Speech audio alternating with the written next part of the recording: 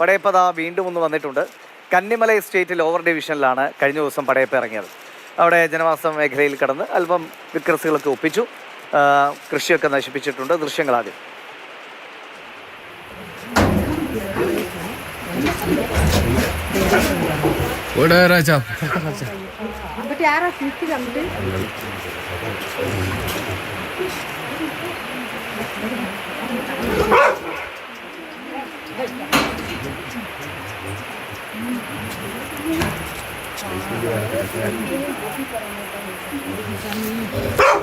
ശരി, ജെയിനസ് രാജുണ്ട് നമുക്കൊപ്പം ഇടുക്കിയിൽ നിന്ന്. ജെയിൻ, പടയപ്പ ഒരു കാലത്ത് മൂന്നാറുകാരുടെ പ്രിയപ്പെട്ട കൊമ്പനായിരുന്നു.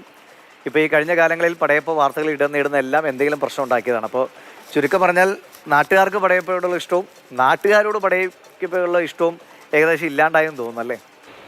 തീർച്ചയായിട്ടും ഒരു കാലത്ത് നായക പരിവേഷണം ഉണ്ടായിരുന്ന ഒരു കാട്ടാനയായിരുന്നു പടയപ്പ. പക്ഷേ ഈ അടുത്ത കാലത്തായി പടയപ്പയുമായി ബന്ധപ്പെട്ട് വരുന്ന വാർത്തകളൊന്നും അത്ര നല്ലതല്ല. പലപ്പോഴും ജനങ്ങളെ ബുദ്ധിമുട്ടിക്കുന്ന തരത്തിൽ ജനവാസ മേഖലയിലേക്ക് ഇറങ്ങി പ്രശ്നങ്ങൾ ഉണ്ടാക്കുന്നു എന്നുള്ളതാണ് ഇപ്പോൾ പടയപ്പയെ കൊണ്ട് നാട്ടുകാർ നേരിടുന്ന വലിയ ബുദ്ധിമുട്ട് എന്ന് പറയുന്നത്.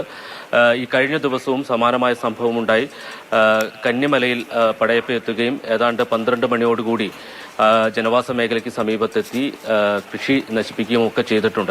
ഇതിപ്പോൾ തുടർച്ചയായിട്ടുള്ള ഒരു സംഭവമായി മാറിയിരിക്കുകയാണ് പടയപ്പയുടെ ഭാഗത്തു നിന്നുള്ള ഇത്തരം പെരുമാറ്റങ്ങൾ. നേരത്തെ 6 മാസം കാട്ടിലും 6 മാസം നാട്ടിലും എന്ന രീതിയിലായിരുന്നു പടയപ്പയുടെ ഒരു ജീവിതം.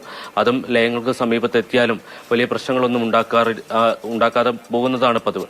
പക്ഷേ ഇപ്പോൾ അടുത്ത കാലത്തായി കെട്ടിടങ്ങൾക്ക് നേരെ ആക്രമണം നടത്തുന്നു, അതോടൊപ്പം തന്നെ റേഷൻ കടകൾ തകർക്കുന്നു.